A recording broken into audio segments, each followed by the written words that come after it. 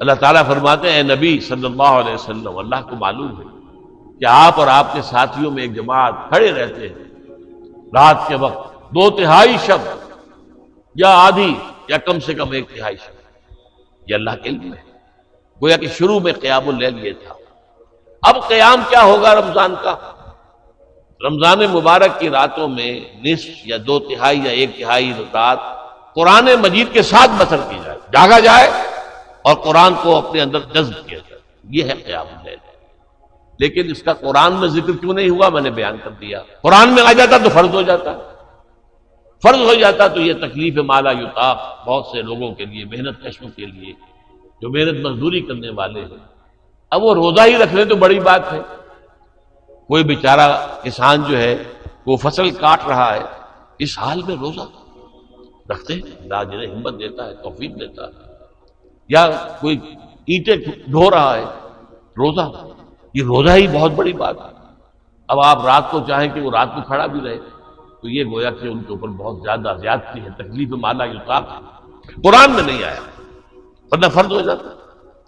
اب نوٹ کیجئے، تراویح کا جو نظام آج ہمارے ہاں ہے پوری دنیا میں، یہ دور نبوی میں نہیں تھا، یہ دور صدیقی حضرت ابوبکر صدیق کے دور خلافت میں بھی نہیں تھا، بلکہ بات وہی تھی جیسے کہ تہجد ہوتی ہے انفرادی طور پر، اپنے طور پر لوگ جاگتے تھے، 2/3 رات جاگتے تھے، 1/3 رات جاگتے تھے، آدھی رات جاگتے تھے، قرآن پڑھتے تھے۔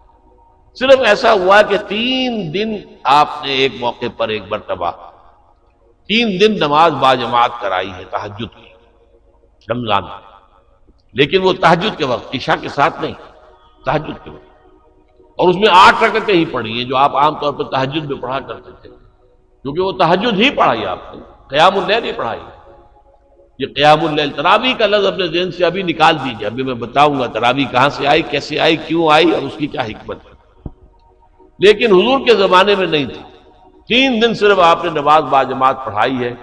چوتھے دن صحابہ انتظار کرتے رہے کہ آپ برآمد ہوں اپنے حجرے سے، کچھ کھنگارتے بھی رہے کہ شاید آنکھ لگ گئی ہے تو ہمارے آواز دینے سے اس طرح سے آپ جاگ جائیں، آپ برآمد نہیں ہوئے۔ اگلے روز صبح کو آپ نے فرمایا دیکھو اگر میں یہ مسلسل تمہیں نماز پڑھاؤں گا تو یہ تم پر فرض ہو جائے گی۔ وہی حکمت، قرآن میں آ جاتا تو فرض ہو جاتا، اور یہ بہت سے لوگوں کے لیے ناقابل برداشت ہے۔ حضور بھی مسلسل پڑھاتے یہ نماز تو فرض ہو جاتی، وہی جو رافت اور رحمت اللہ تعالیٰ کے دل میں ہے وہی حضور کے قلب مبارک میں ہے امت کے لیے۔ تو آپ نے کہا کہ میں نے یہ فرض میں اس لیے نہیں پڑھائی باجماعت نماز مسلسل کہ کہیں فرض نہ ہو جائے۔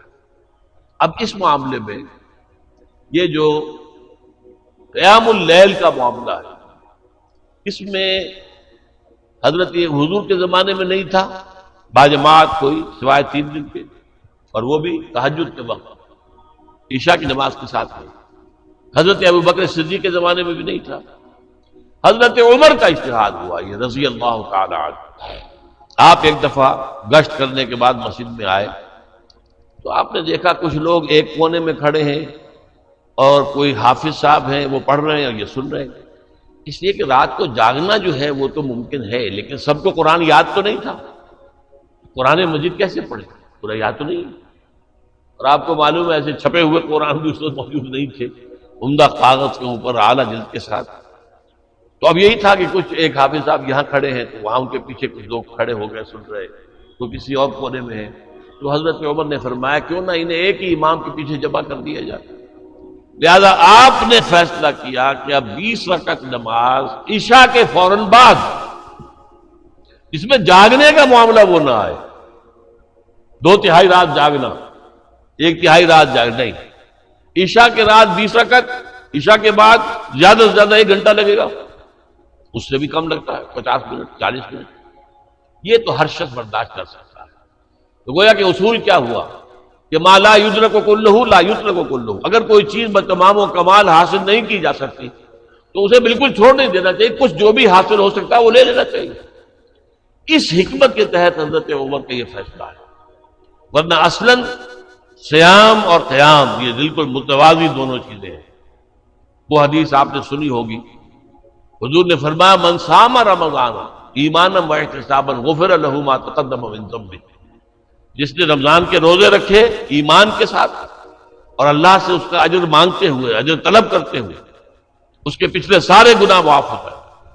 ومن قام رمضان ایمانا واحتسابا غفر له ما تقدم من ذنبه، اور جو رمضان میں کھڑا رہا، رات کو جاگتا رہا ایمان اور احتساب کے ساتھ، اس کے بھی پچھلے سارے گناہ معاف ہو جائیں گے۔ ایک اور حدیث ہے، بہت پیاری ہے، یہ حضرت عبداللہ ابن عمرو بن العاص رضی اللہ تعالی عنہما سے ہے۔ وہ فرماتے ہیں کہ حضور نے ارشاد فرمایا الصیام والقرآن یشفعان للعبد، روزہ اور قرآن بندے کے حق میں شفاعت کریں گے قیامت کے دن۔ یقول الصیام، روزہ یہ کہے گا اے رب، اے پروردگار، منعتہ الطعام والشہوات بالنہار، میں نے تیرے اس بندے کو دن کے وقت کھانے پینے سے روکے رکھا، قضاء شہوت سے روکے رکھا، حالانکہ بیوی موجود تھی اور اس کے لیے حلال راستہ موجود تھا، لیکن رکا رہا کیوں؟ میری وجہ سے کہ روزہ ہے، تو میری شفاعت اس کے حق میں قبول فرما۔ وَيَقُولُ قرآن، قرآن کیا کہے گا؟ مَنَعْتُهُ النَّوْمَ بِاللَّيْلِ، میں نے اسے رات کے وقت سونے سے روکے رکھا، فَشَفِّعْنِي فِيهِ، تو میری شفاعت اس کے حق میں قبول فرما۔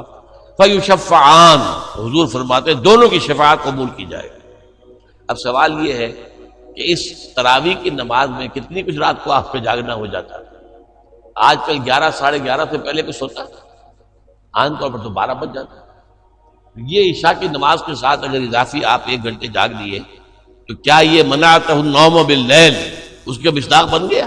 نہیں، یہ چیز اصل میں حضرت عمر کا اجتہاد ہے، اور چونکہ ہمیں حکم ہے علیکم بسنتی و سنت الخلفاء الراشدین المہدیین، اے مسلمان تم پر لازم ہے میری سنت کا اتباع اور میرے خلفاء راشدین المہدیین کی سنت کا اتباع۔ لہذا اہل سنت والجماعت کے جو چاروں مسلک ہیں ان میں تراویح کا یہ نظام ہے۔ اہل حدیث حضرات اس کو نہیں مانتے، 20 کی بجائے 8 پڑھتے ہیں، حضور سے 8 ثابت ہے، یہ صحیح ہے، حضور سے 8 ہی ثابت ہے، کہ حضور سے تو پھر صرف 3 دن کی ثابت ہے، یا تو پھر پورا اگر حدیث پر عمل کرنا ہے تو یہ پورے رمضان میں تراویح پڑھنا آپ کے لیے درست نہیں ہوگا، جو 3 دن پڑھائیے صرف، باقی انفرادی پڑھے لوگ۔ لہذا یہ بات یہ ہے کہ ہمارے لیے حضرت عمر کا اجتہاد، حضرت عمر نے خود اسے بدعت قرار دیا۔ پھر ایک اور موقع پر آپ مسجد میں داخل ہوئے، دیکھا لوگ پڑھ رہے ہیں، امام کے پیچھے کھڑے ہیں، پوری جماعت ہے، سکون کے ساتھ قرآن سن رہی ہے، تو آپ نے تبصرہ فرمایا نعم البدعۃ ھذہ، یہ ایک اچھی نئی بات ہے جو ہم نے شروع کی، نئی بات ہے، دور نبوی میں نہیں تھی، دور صدیق اکبر میں نہیں تھی، تو نعم البدعۃ ھذہ، یہ ہم نے ایک نئی بات میں شروع کی، بہت اچھی ہے، بہت خوبصورت ہے، بہت عمدہ ہے۔ یہ ہے اصل میں قیام اللیل کا اصل مقصد۔ اس سے یہ تراویح کا جو ہے یہ کہ بالکل محروم نہ رہ جائے، تو اس حد تک تو بالکل ٹھیک ہے، یہ 20 رکعتیں، لیکن یہ کہ اس کے اوپر اکتفا کر لینا یہ بدقسمتی ہے۔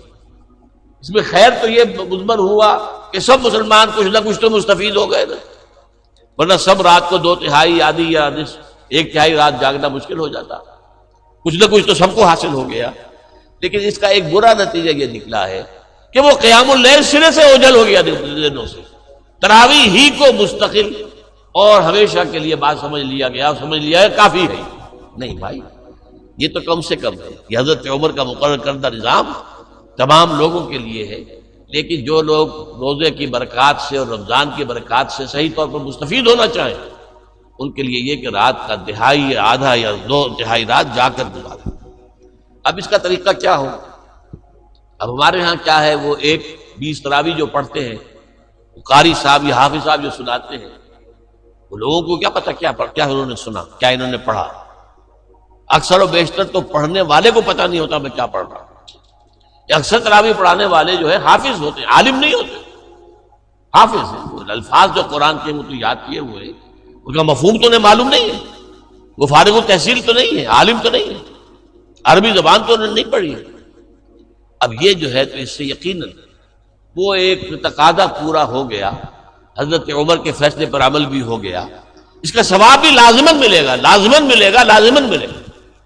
ایک آدمی ہے وہ 20 رکعتیں پڑھ رہا ہے، قرآن سن رہا ہے، اس نے اپنا وقت لگایا ہے، قوت صرف کر رہا ہے، اور اپنی طاقت لگا رہا ہے تو یقیناً ثواب ملے گا، لیکن وہ قرآن اور رمضان کی اصل برکت وہ اس کو حاصل نہیں ہو سکتی۔ وہ تو یہ کہ سمجھ کر سنے، پڑھنے والا بھی وہ ہو جو سمجھ کر پڑھ رہا ہو، اور سننے والے بھی وہ ہو کہ جو کچھ سنے وہ سمجھے۔